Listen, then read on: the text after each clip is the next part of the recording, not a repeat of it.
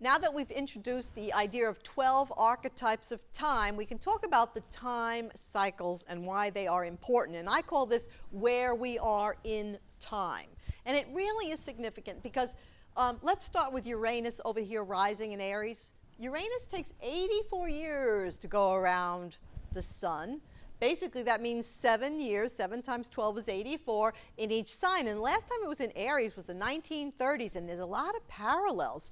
There was a lot of disruption and upheaval going through, much of Europe. And I think it was also problems, with the Great Depression between how much people should be paid for their labor versus the controls of the old established families. And you could see the recurring theme of Uranus Aries. It will be going into Taurus next year. It has not been in Taurus in 84 years. Now, Uranus represents the sign of Aquarius, which is the sign of marching to your own drummer and trying new innovative methods.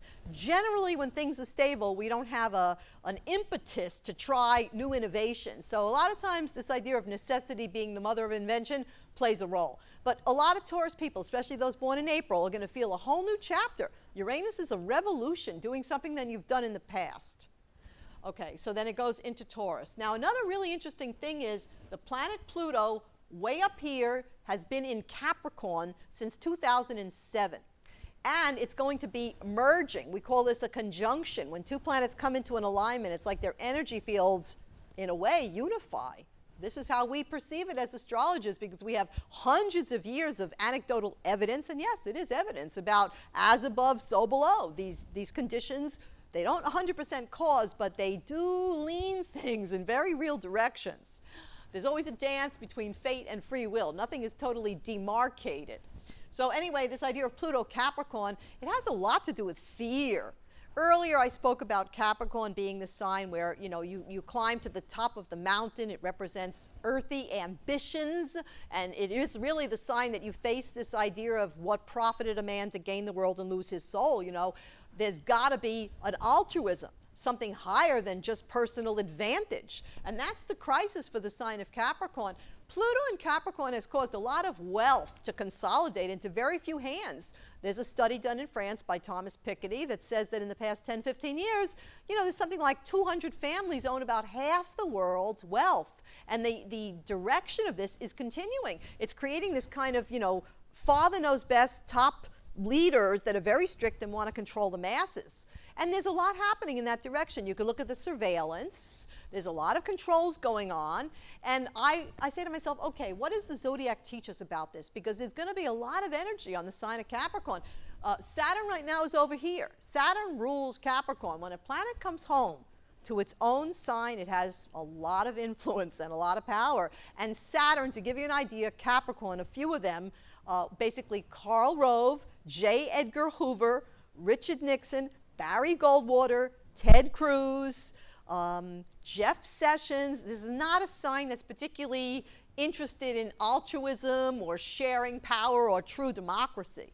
These are really old school types. And when 3 planets, we're going to have Saturn go into Capricorn.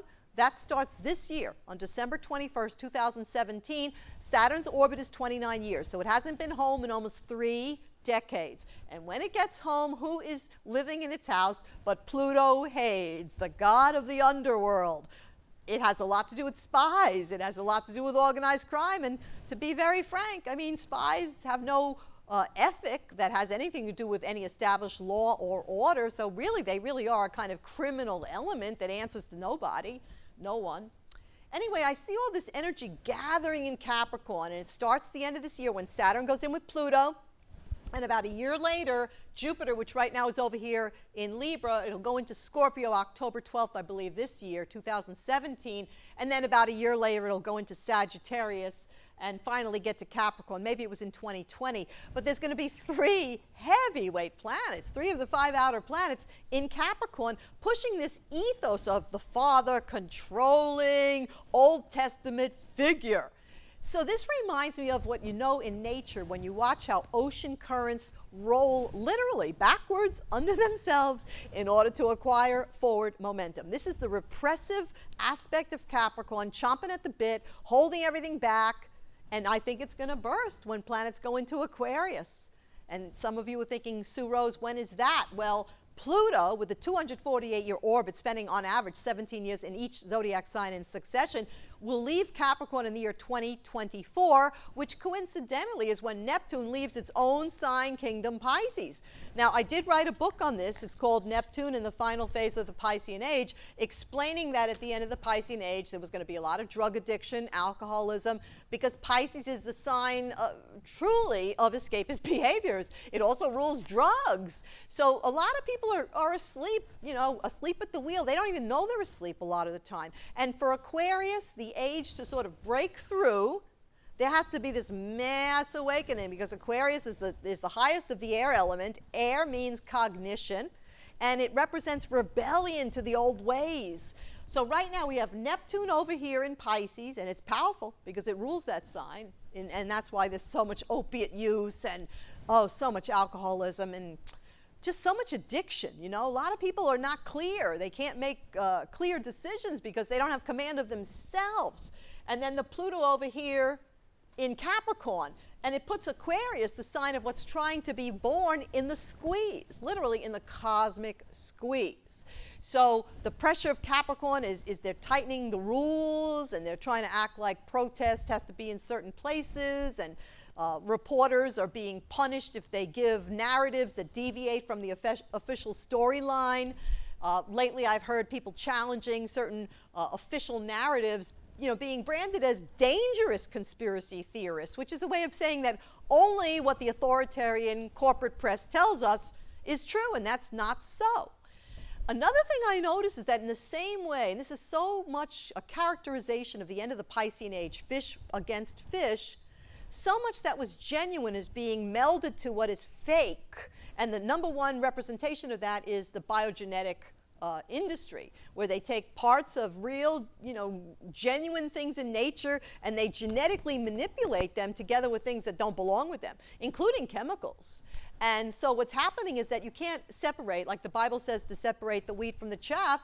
You really can't do it. I mean, the twain is inseparable. And I see an analogy to what's being given to us as food for thought, because so much of the media, and even a lot of the free media and the alternative media, everybody seems to be in their own niche, but there's so much disinformation and misinformation, and it's wedded to certain kernels of truth, so that it's a kind of unholy marriage, a melding of the fake with the real. And again, how do you separate? How do you discern one from the other? So what I'm saying is that just as a child born today might never really know what real food is, they think it grows in a supermarket or it's going to be genetically modified, they wouldn't know the genuine article as a comparison.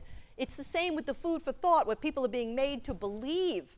It's melded to so many fake items that how do you get people to the state of truth? And that's really what I ask in this book, how do you bring dreamers into an awakened state?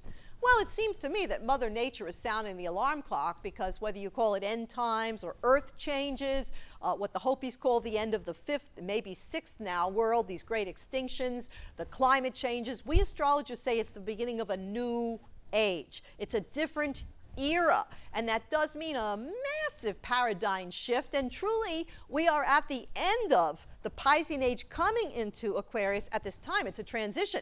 Now, I'm just going to talk briefly about what these transitions mean. The first memories we have in written history talk about a Garden of Eden. That period of time was linked to Venus, the garden, and it represented the mother goddess. It was linked to Taurus, Demetra. That was the age of Taurus. Everything was the garden and nature and the fecundity principle of the mother goddess.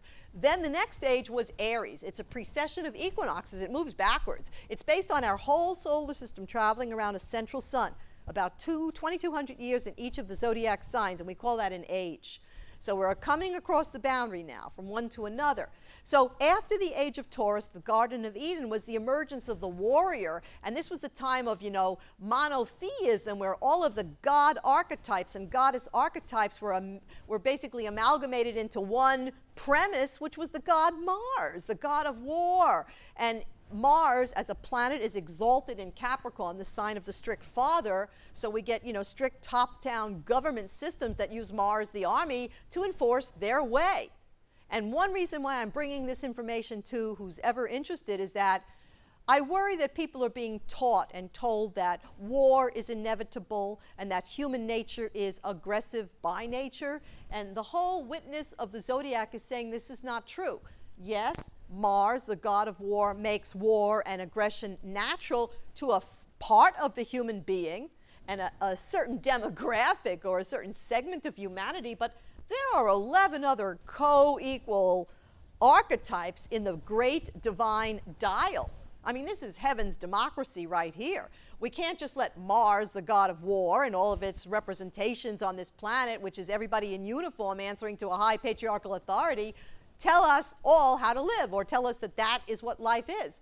They're taking over too much. That mentality, look at the U.S. budget right now. You know, $500 billion plus just pouring into wars and building weapons. This is Mars too much with us. And another reason or a way to point that out is look at the way George Lakoff is brilliant on this. He's a neurolinguist and talks about speech frames and how they sort of get our mind thinking on certain tracks, cognitive frames.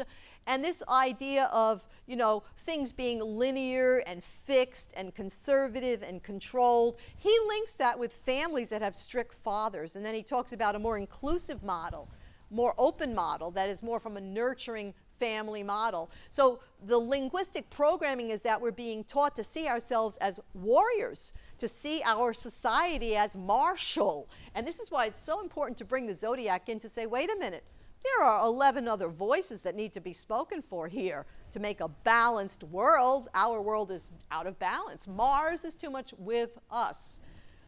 So this is very important to understand this. Astrology really brings this in. And I think the next few years, as three key planets, right now Saturn on December 21 this year, Pluto's already there, Jupiter goes in about 2 years. This emphasis on Capricorn is the wave turning under itself. It's going to seem like all the repressions are being pulled out. One last point, I looked to see when was the last time Saturn was in Capricorn joined with Pluto. Now, Pluto spends, like I said, about 13 to 18, 20 years in each sign, making its 248-year orbit. Meanwhile, Saturn is on a 29-year orbit, okay? Two wheels moving to different cosmic clockworks.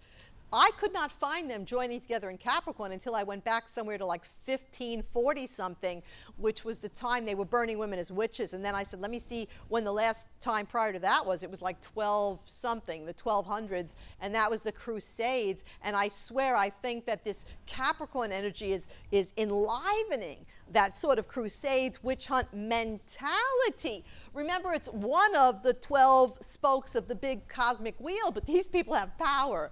And the other energy is Aries, you know, the Mars, the army. So basically, the best way to make white light, the best way to heal mankind is for all of these 12 divine expressions, the 12 archetypes, the 12 disciples of Jesus, the 12 tribes of Abraham, each expressing its true vibration. Not one size fits all, not everybody model themselves after Mars, Saturn, but where all the colors of the spectrum begin to express. And this is really what the calling of the Aquarian Age is about. Each person being true to their uniqueness, not conforming to old models which have put our planet dangerously out of balance. Till next time, God bless and may the stars be with you. Sue Rose.